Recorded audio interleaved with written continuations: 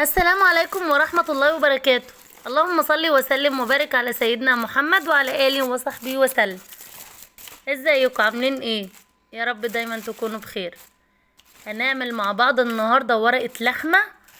بصي، دي اسهل طبخة ممكن تطبخيها كده وانت واقفة في 5 دقايق تجهزيها، وهتدخليها الفرن وتنسيها بقى وتسيبيها لحد لما تستوي. اجمد طريقة ممكن تعملي بيها اللحمة، احلى واجمل حتة لحمة ممكن تاكليها كأنك بتاكلي كباب مشوي، لحمة مشوية بجد والله العظيم مش كلام. الخضار جميل جدا جدا، مش مستوي قوي، مش مهري، ما شاء الله تسوية مظبوطة. هنشوف كل ده مع بعض، وهنشوف سوينا الخضار ازاي وحطيناه وقطعناه ازاي، كل حاجة هنشوفها مع بعض. معانا بقى اول حاجه كده خضار متقطع. اولا اي خضار انت بتحبيه تقدري تحطيه في الوصفه دي. انا هنا حطيت بطاطس مكعبات، قطعتها مكعبات، ولا هي سميكه قوي ولا تكون رفيعه قوي، علشان تستحمل الساعتين اللي هندخلها الفرن. تمام.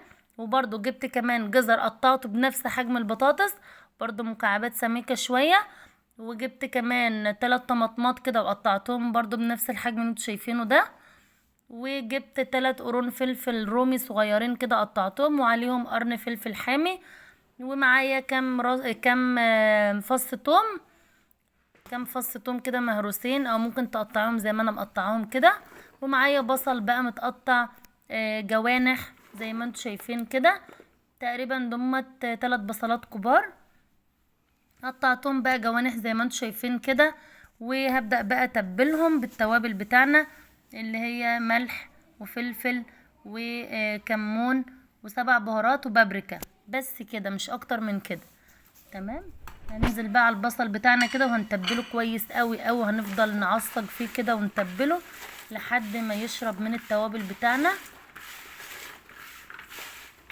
والله يا بنات ما تستهونوش باي اي حاجه صغيره بنعملها في الاكله بتفرق في طعمها جدا، يعني زي تتبيله البصله دي.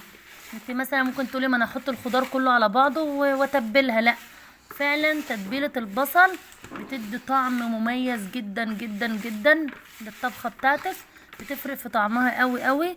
لو ملهاش لازمه طبعا مش هنتعب نفسنا ولا نعمل كده. المهم تتبلي البصل بقى وتعصجيه بايدك قوي زي ما انت شايفه كده لحد ما يتشرب من التوابل. وهاخد بقى كل الخضار اللي انا عايزاه بقى احطه.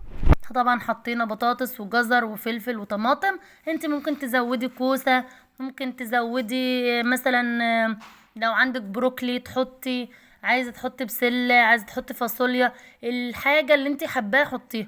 الورقه اللحمه دي اي حاجه بتحط معاها بيبقى طعمها تحفه بجد. هنا بقى معايا اللحمه بتاعتي، دي لحمه من الموزه مقطعاها قطع صغيره، مقطعاها كده، معلش التليفون بتاعي رن.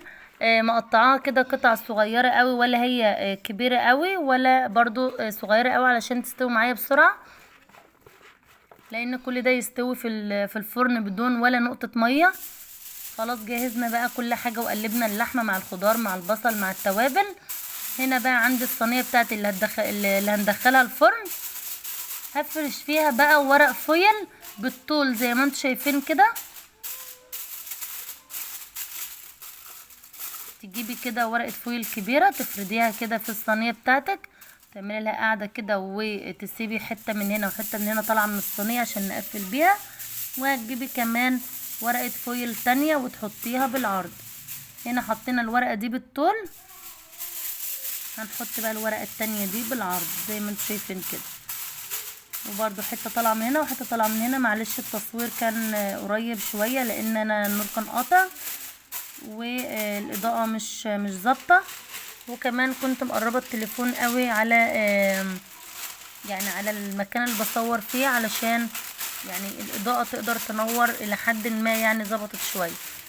خلاص فرشنا بقى ورق فويل بالطول وبالعرض. هنجيب كده ورقه زبده كبيره برضو ونحطها كمان كده بالطول، ونظبطها كده بقى ونعمل لها القعده اللي هنحط عليها اللحمه. هننزل بقى باللحمه والخضار في قلب الصينيه كده. ممكن تزودي مع الصينيه دي مع الخضار واللحمه تزودي معلقه صلصه. سواء صلصة انت عاملاها في البيت او صلصة جاهزة مش هتفرق، لو عايزاها تبقى حمرا شوية.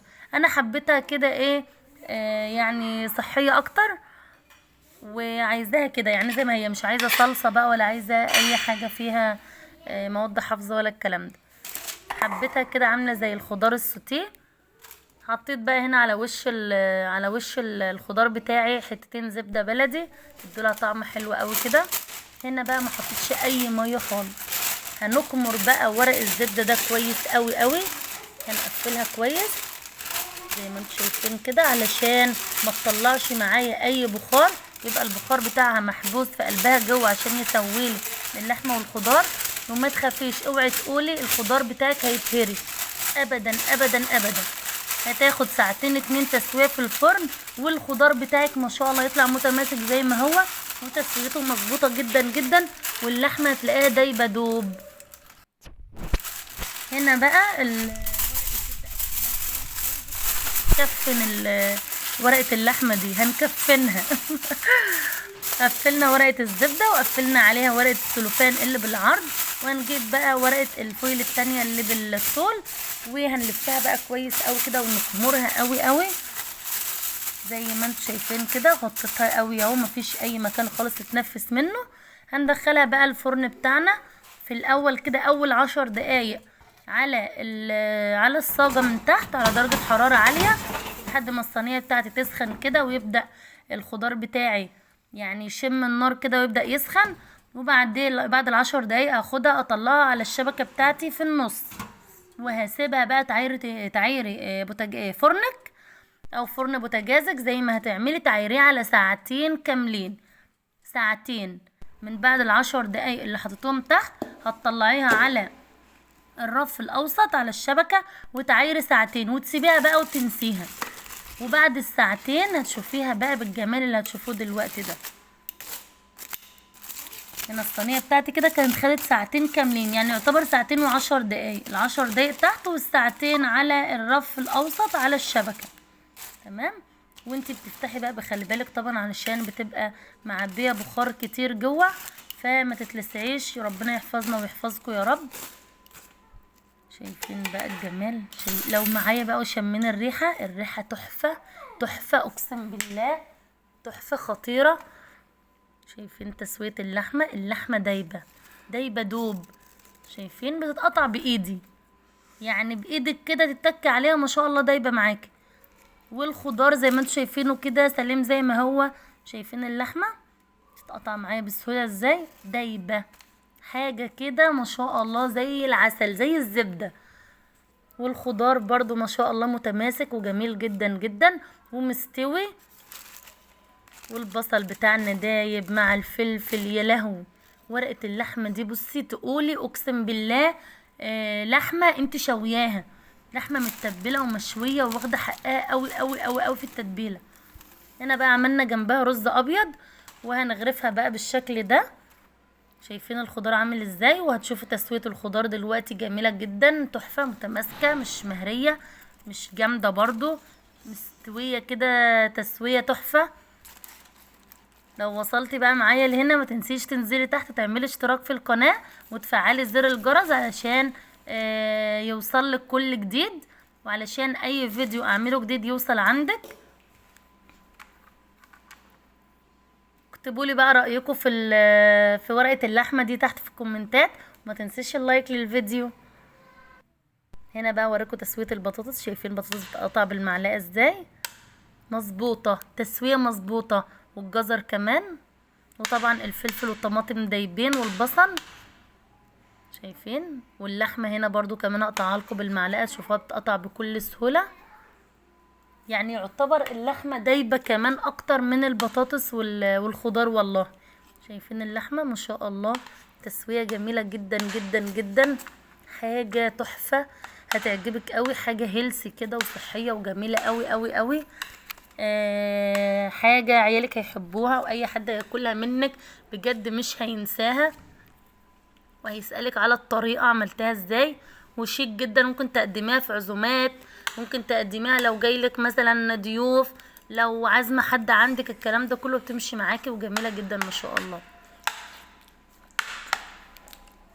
انا قعدت اكل ونسيت اصلا ان انا بصور من جمالها، قعدت اكل والله العظيم ونسيت ان الكاميرا شغاله. يلا ما تنسوش بقى تعملوا الاشتراك في القناه وتفعلوا زر الجرس علشان يوصلك كل جديد، وعلشان تشوفوا وصفات سهله وجميله قوي قوي. شايفين تسويه اللحمه؟ واو.